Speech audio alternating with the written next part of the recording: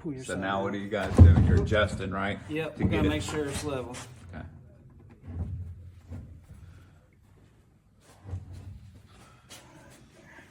Yep. It makes it a lot easier when you got Help. two badass helpers too. Yep. So let me see where you're drilling in.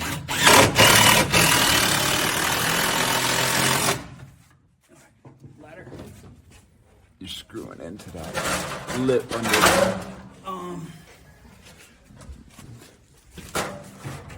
So another thing I like, if you can get away with it, if you're not going to the ceiling, to attach them in the top. That way you don't see any screws. But So all of them have that, what, 1 inch, 2 inch lip underneath and on top, right? And that's where you're putting your screws into right.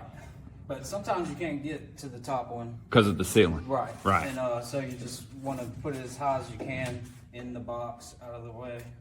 What if you do if your wall's not level and you're mounting these cabinets to it? Oh, you need to chill it out. Because then you run into issues where you can That get your- reveal is going to be, you're going to have a split, right? Yes. So what, say that again, Bam, so they